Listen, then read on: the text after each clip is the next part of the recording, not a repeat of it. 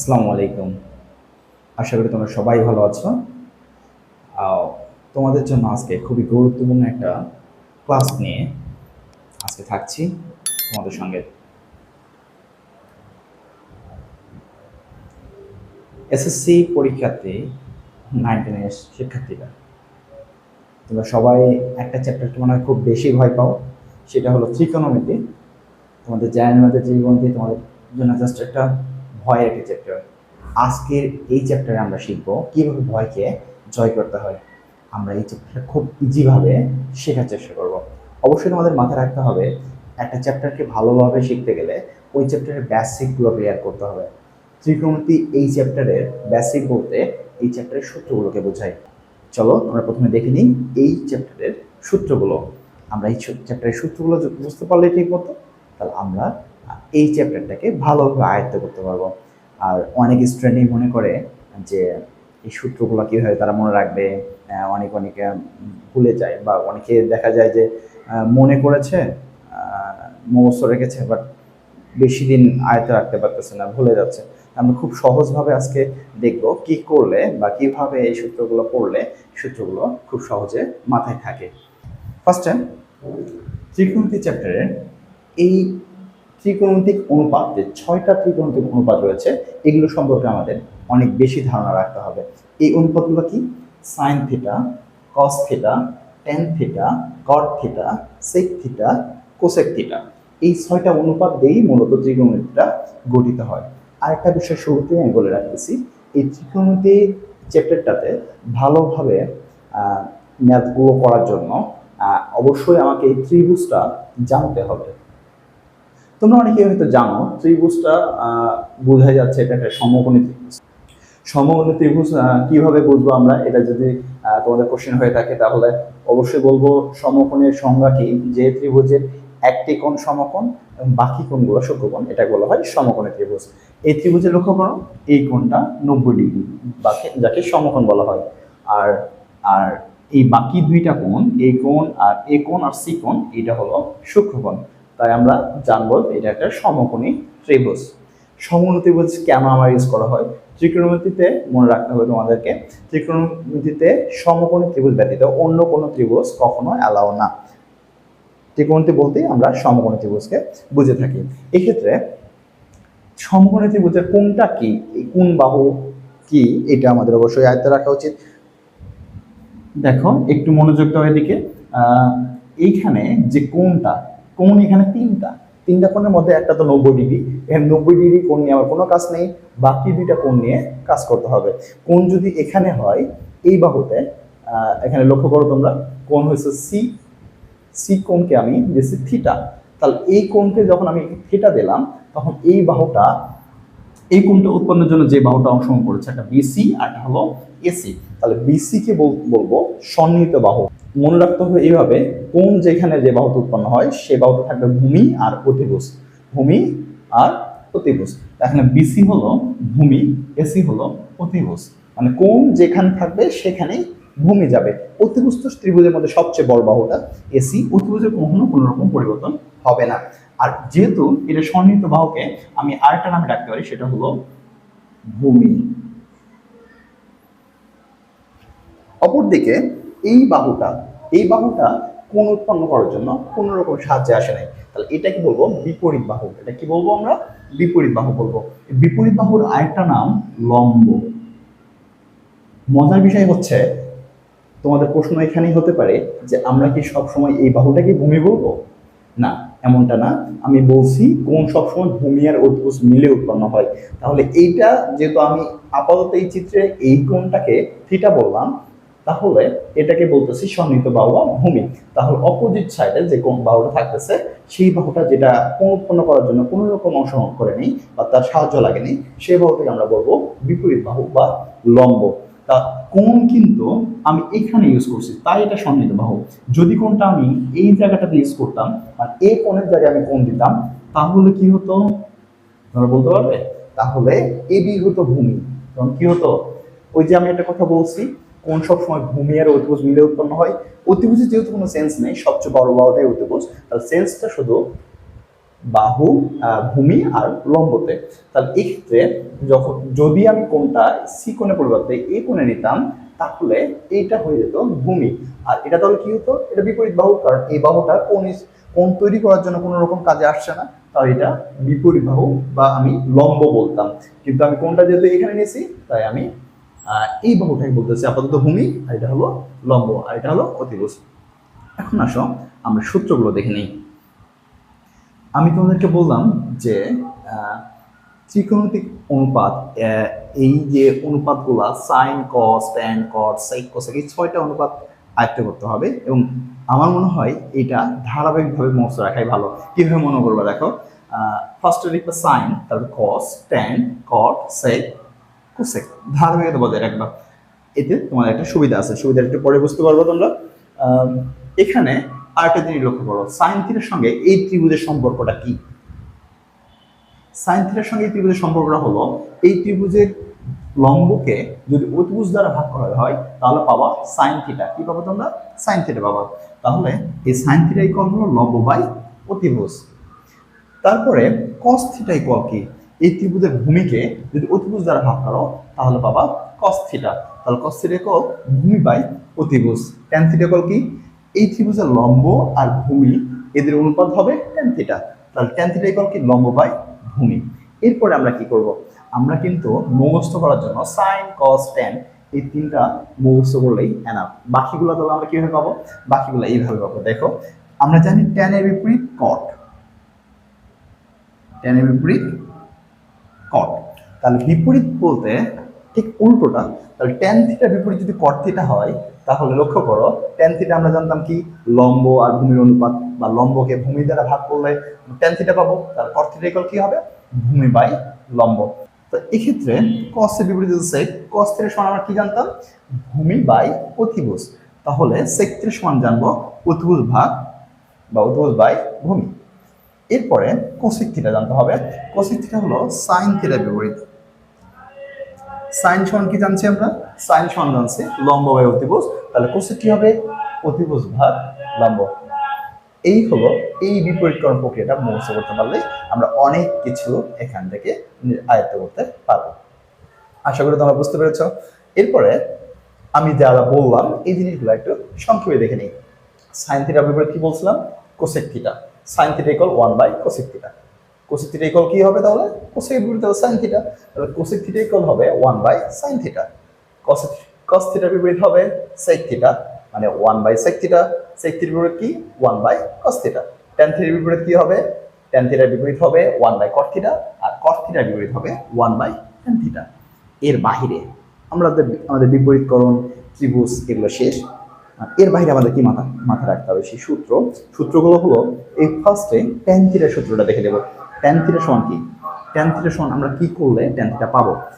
তোমাদের মনে রাখতে হবে, এই যে ত্রিকোণমিতিক অনুপাত সাইন থিটা আর কস থিটা, এই সাইন থিটাকে যদি কস থিটা দ্বারা ভাগ করো, তাহলে মূলত ট্যান থিটা তোমরা পেয়ে যাবে। তাহলে ট্যান থিটা ইকুয়াল কি শিখতেছো? Sine theta by cos theta. তাহলে ট্যান থিটার সূত্র থাকলে কট থিটার সূত্র থাকবে, কারণ ট্যানের বিপরীত ছিল কট। তাহলে এই সূত্রটা নতুন করে মুখস্থ করার দরকার নেই, তোমরা জানো ট্যানের বিপরীত হবে কট। ট্যান যদি মনে রাখো তাহলে কট পেয়ে যাবা। ট্যান থিটা যদি sine theta by cos theta হয়, তাহলে কট থিটা কি হবে? Cos theta by sine theta. Okay, এরপরে আমার কাজটা কি?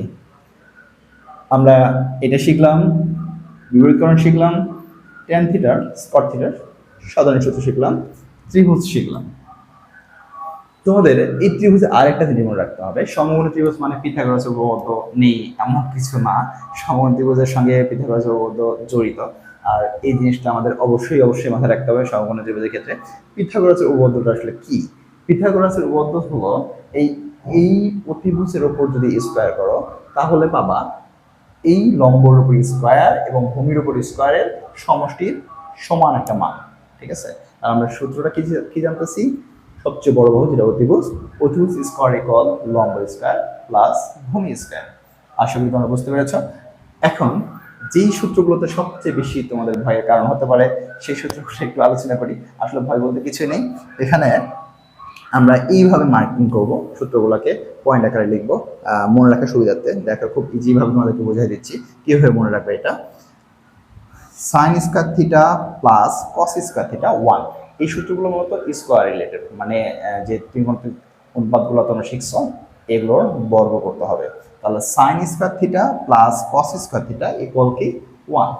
এই দুইটা দেখো আমার 6টা অনুপাতের মধ্যে প্রথম সূত্রে আমি এই দুটো অনুপাত নিয়ে কাজ করছি, প্রথমে সাইন তারপর কি কস। তাহলে sine square theta plus cos square theta equal কত পাইছো 1 পাইছো। এরপরে লক্ষ্য করো এই সূত্র থেকে আবার দুইটা সূত্র তৈরি করা সম্ভব। এখানে সাইন স্কোয়ার থিটাকে যদি রাখো কসকে ওদিকে পার করে দাও, কস স্কোয়ার থিটা ওইদিকে যদি যাও বা ডান দিকে যায় তাহলে কি হবে প্লাস ছিল ওইদিকে গেলে মাইনাস, তাহলে sine square theta equal to 1 minus cos square theta. Same ভাবে তুমি যদি এখানকার কসকে রাখতা সাইনকে পার করে দিতা তাহলে কি হতো সাইন ওদিকে গেলে সাইন এই বাম দিকে ছিল প্লাস, ডান দিকে গেলে হবে মাইনাস, তাহলে কস স্কোয়ার থিটা ইকুয়াল হবে 1 মাইনাস সাইন স্কোয়ার থিটা। এরপরে সূত্রটা এই সাইন কস একটা ঝামেলাতে শেষ, বাকি থাকে আরো 4টা। কয়টা থেকে 4টা। এই 4টার মধ্যে ঝামেলাটা একটু বেশি হয় তোমাদের।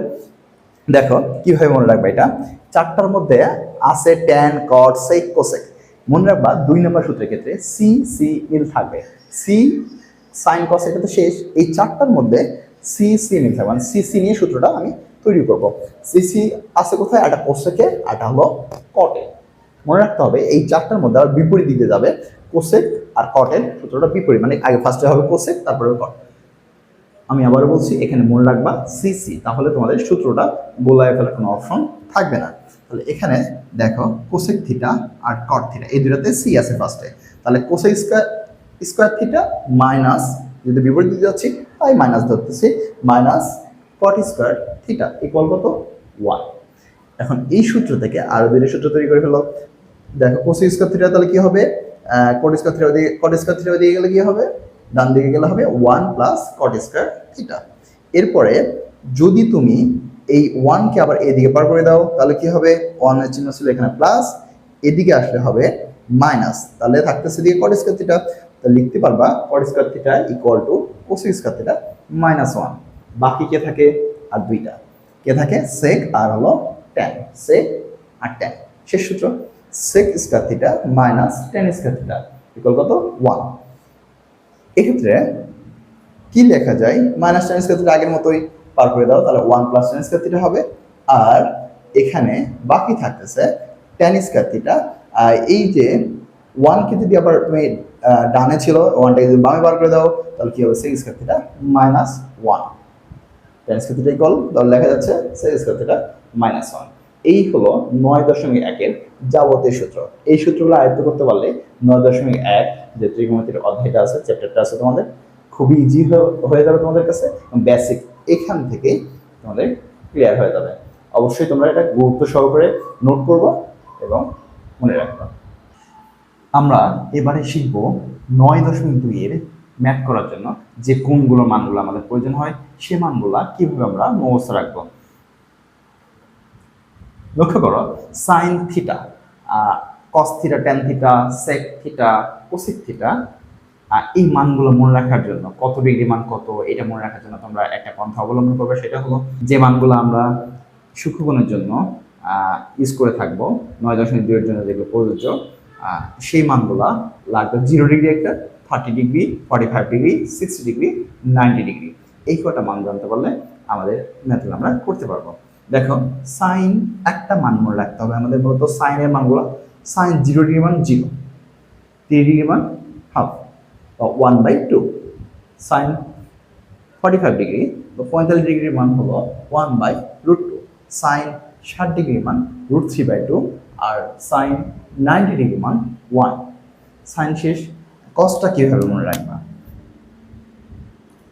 সাইনের যে মানগুলো এই পর্যায়ে গেছো কস ঠিক বিপরীত দিকে শুরু হবে, মানে সাইন 90 ডিগ্রি মান যেটা হবে কস 0 ডিগ্রি মান তাই হবে, ঠিক বিপরীত ভাবে, মানে এইভাবে যে গেছো এখন এইভাবে আমার ম্যাথগুলো আস্তে আস্তে চলে যাবে, এই মানগুলো চলে যাবে। দেখো আমি বললাম সাইন যে মানটা করছো বা জানছো 0 degree, 3 degree, 45 degree, 60 degree, 90 degree যে ধারাবাহিকতা বজায় রেখে ঠিক উল্টো দিকে কসের মানগুলো বসবে।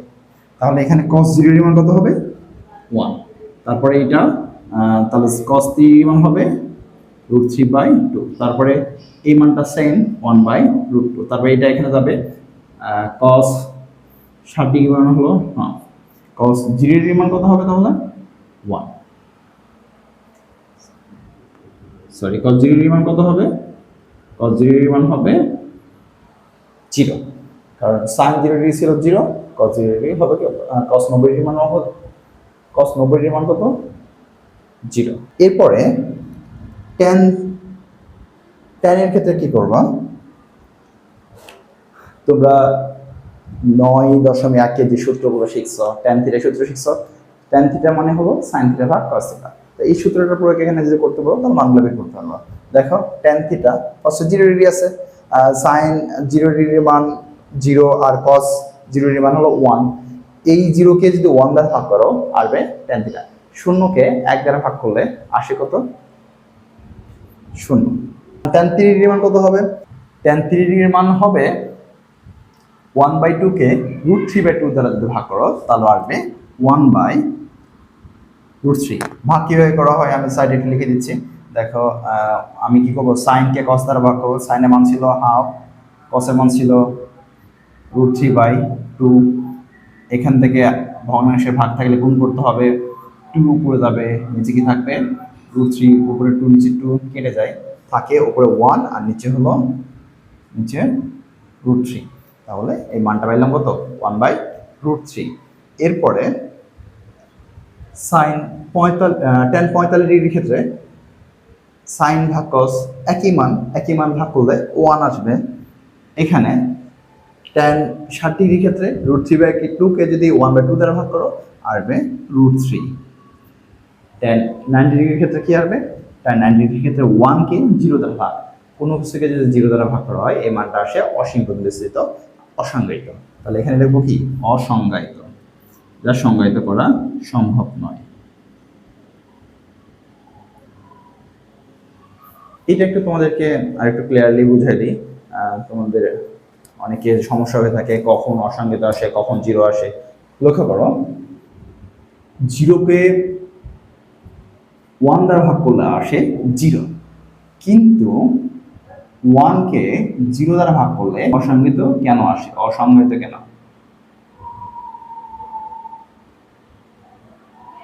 এই উত্তরটা দেখার জন্য একটু মনোযোগ দাও। 0 কে উপরের গুলোকে টাকা চিন্তা করতে পারো। মনে করো আমার কাছে 0 টাকা আছে, আমি যদি 5 জনকে ভাগ করে দিই 0 টাকা পাবে, যদি আমি 10 জনকে ভাগ করে দিই 0 টাকা পাবে, আমি যদি 100 জনকে ভাগ করে দিই সবাই 0 টাকাই পাবে। আমি উপরগুলোকে টাকা হিসেব করবো, নিচের গুলোকে মানুষ বা জনসংখ্যা হিসেব করবো, তাহলে আমাদের কাছে খুব ইজি মনে হবে এটা। আমার কাছে ছিল 0 টাকা, আমি ভাগ করে দিলাম একজনের মধ্যে, 0 টাকাই ব্যাপার, আমার তো ভাগ করে দেওয়ার মধ্যে কিছু নাই, টাকাই নাই, তাহলে সবাই 0 টাকা করেই পেলো, তাহলে অ্যান্সারটা হলো অটোমেটিকলি 0। এখানে অসংজ্ঞায়িত কেন আসলো এখন দেখে নেব। আমি উপরেরটা হলো 1 টাকা, ওইটা 1 টাকা, ওটা বলছি আমি টাকা ধরতে হবে, আর নিচেরটা হলো তোমাকে মানুষ বা জনসংখ্যা ধরতে হবে। এই ক্ষেত্রে দেখো 1 টাকাকে 0 জন মানুষের মধ্যে ভাগ করে দিবা, তোমাকে ভাগ করে দিতেই হবে, ভাগ করতেই হবে। তাহলে 1 টাকাকে 0 জন মানুষের মধ্যে ভাগ করে দিবা, কিভাবে পসিবল, কিভাবে সম্ভব তোমরাই বলো। 1 টাকাকে 0 জন মানুষের মধ্যে ভাগ করে দেওয়া পসিবল, সম্ভব? কে পাবে, মানুষই তো নাই, কাকে দিবে টাকা, কিন্তু তোমাকে টাকা দিতেই হবে। তাহলে কি করবা, এই মানটা অসীম পর্যন্ত চলে যাবে, যেটা কোনো আসলেই ক্যালকুলেটর দ্বারা বা কোনো কিছু দ্বারাই আমাদের নির্ণয় করা পসিবল হয়ে উঠবে না। এই জন্যই যদি নিচে যদি 0 থাকে, কোনো 0 দ্বারা যদি কোনো কিছু ভাগ করতে হয় তাহলে মানটা আসে অসংজ্ঞায়িত। আশা করি বুঝতে পেরেছ। এবারে দেখো কট, তোমরা জানো কট হলো tan এর বিপরীত, তাহলে 0 এর বিপরীত কি হবে? আবার tan সূত্র মনে রাখতে পারো, tan থিটা সমান জানছিলা হলো sin theta by cos theta, এইভাবে tan থিটা মানটা বের করছো। তাহলে cot থিটা ইকুয়াল কি জানো, cos থিটা ভাগ sin থিটা, তাহলে 1 কে 0 দ্বারা ভাগ, ঠিক এইটা, তাহলে কি আসবে অসংজ্ঞায়িত।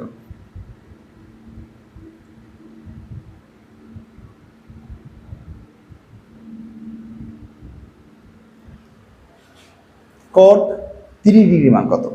tan 30 ডিগ্রি মান যা তার বিপরীতকরণ করলেই আমি cot 30 ডিগ্রি পেয়ে যাব।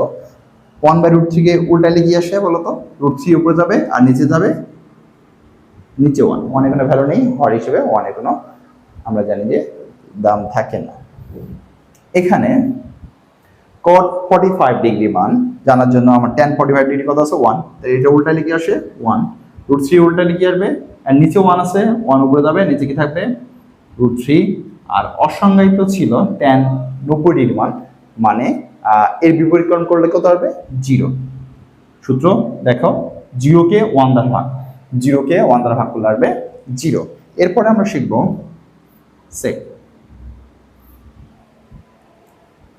sec 0 ডিগ্রি কার বিপরীত cos এর বিপরীত, 1 এর বিপরীত কি হবে 1, √3/2 কে উল্টায় রাখলে কি হবে 2/√3। আমার sec 45 ডিগ্রি মান কত হবে 45 ডিগ্রি মান 1/√2 ছিল cos এ, তাহলে এটা হবে √2, নিচে 1 এর দাম থাকবে না, এখানে কি হবে 2, এটা 0 এর বিপরীত কি হবে অসংজ্ঞায়িত।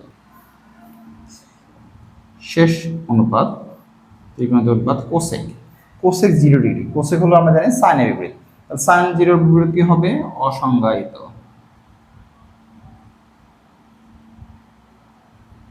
sin 30 ডিগ্রি ছিল, তাহলে কোসেক 30 ডিগ্রি মান হবে উল্টাইলে আসে 2, নিচে 1, 1 এর ভ্যালু নেই, আর এখানে উল্টাইলে আসবে √2, এখানে আসবে 2/√3, এখানে আসবে 1 এর বিপরীত 1। তাহলে আমরা কি দেখতেছি, আমাদের কি সবগুলো মান মুখস্থ করা লাগবে না, লাগতেছে না। হিসেব করলে দেখা যায় যে আমাদের শুধুমাত্র sin এর মান মাথায় রাখলে মুখস্থ রাখলেই বাকি সবগুলো মান আমরা লিখতে পারবো। কিভাবে sin যা লিখবো তার উল্টা ভাবে শুরু করলেই আমরা cos পেয়ে যাব, আর tan হলো sin কে cos দ্বারা ভাগ করলেই আমি প্রত্যেকটা ক্ষেত্রে tan এর মানটা পেয়ে যাব। cot হলো tan কে উল্টাইলে tan এর বিপরীত মানগুলো নিলেই আমরা cot পেয়ে যাব। sec cos এর বিপরীত মান নিলে আমরা sec পেয়ে যাব, এবং cosec হলো sin এর বিপরীত মানগুলো আমরা গ্রহণ করলেই cosec পেয়ে যাব। সাপোজ আমরা এখান থেকে একটা ম্যাথ দেখে নিই।